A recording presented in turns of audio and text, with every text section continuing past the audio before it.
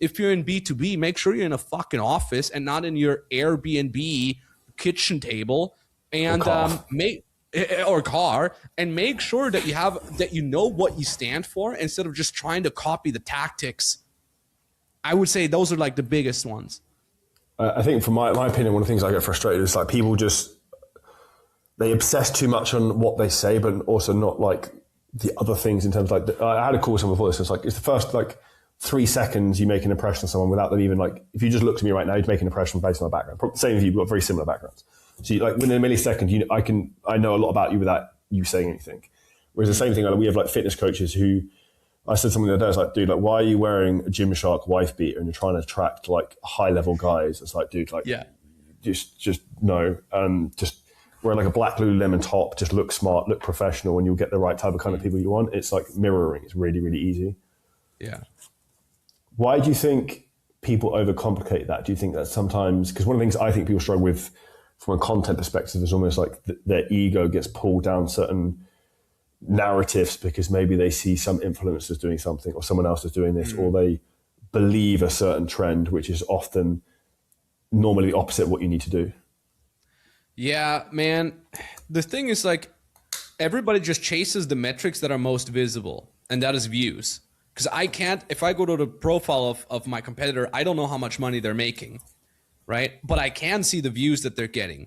And truth of the matter is, if you're a hot girl and you're just, waving your booty into the camera, you're going to get a ton of views. So you look successful, but you know how many, I mean, you know this as well as anybody else, how many influencers come to you with millions of followers that just make no money. They make like 5K a month. And you're like, what the fuck is going on? I'm like my account, I get people pay me $36,000 to work with me, and my account isn't that big. It's only 50,000 something followers, right? So stop the vanity metrics bullshit. Focus on embodying the person that you want to attract, right? It's like dress for the job you want, not for the job you have. Dress for the clients you want, not for the clients you currently have. And stop chasing vanity metrics. I don't give a fuck how successful I look. I want to make fucking money. I don't give a damn how much money people think I make, because I want to make the actual money. Which is why if you go to my Instagram, like over the last 2 years, as I built this company up to $1 million a month, I posted like twice a year. Because the rest of the time I was in this fucking claustrophobic office right here, doing nothing but just getting up in the morning, opening my laptop and getting to fucking work. It's highly unspectacular. But at the same time, I'd rather have the money than fake lifestyle bullshitting just so people think I'm cool. And I think the generation after us, you and I are in the same age, but like all the 20-year-olds now, they equate looking rich with actually being rich.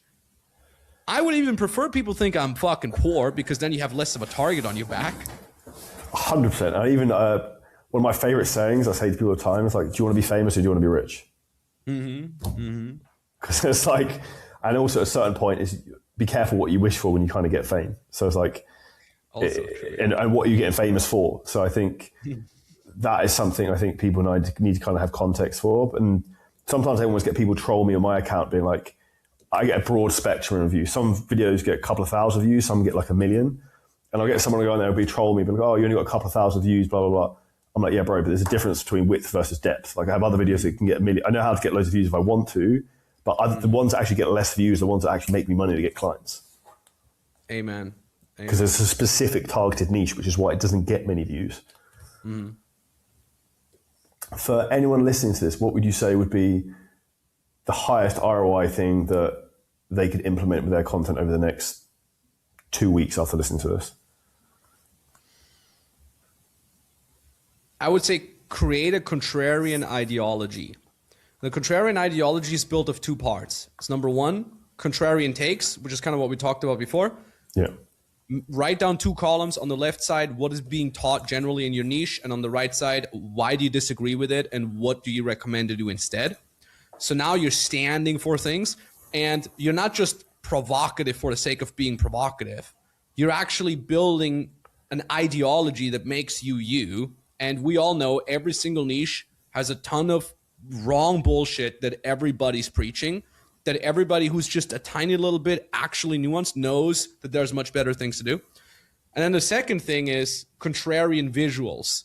So what is your visual identity? Because obviously, if you scroll around for the first 3 seconds, people see what you look like. So you need to visually look different. A buddy of mine, Owen Cook, he's in the dating and personal development sphere. What does the average dating coach look like? Kind of looks like us, like good looking white guy, 20s, 30s, fit. And he's fat, balding, ginger with a crazy long beard. He literally looks like a wizard. And now here's that guy talking about dating. So when I scroll through my feed and I follow a bunch of dating coaches and I get the crazy wizard bearded guy talking about how he's dating Russian supermodels, I'm like, hold on a second. I want to listen to what this guy says. Another great example is Shelby Sapp. She teaches sales, right? What is the average sales guy? Young, white, lives in Miami, flexes around. But here's this like blonde Barbie chick with like pink interior of her Bentley. In essence, she's saying the exact same shit that everybody else is saying, but she's like, you go, girl. And she's like visually looking different. And that buys you a first couple seconds. And now if you have a contrarian ideology on top, a contrarian take on top of that, now you're standing out on the content level and on the visual level. Because truth be told, you're not going to be the first one in your niche. Like, I don't care how niche down you are. If you're like, how to have the perfect golf swing for one-legged golfers. There's probably some one-legged golfer motherfucker already out there with a couple $100,000. So I don't care how niche down your niche is.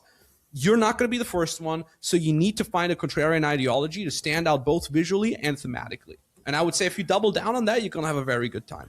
Now, if you enjoyed this clip and you're a coach, creator, or a business owner, and you want help in terms of how to scale your business using ads, AI, content, marketing, a lot of things we talk about on the show, then hit the link at the top line of our description in the YouTube video.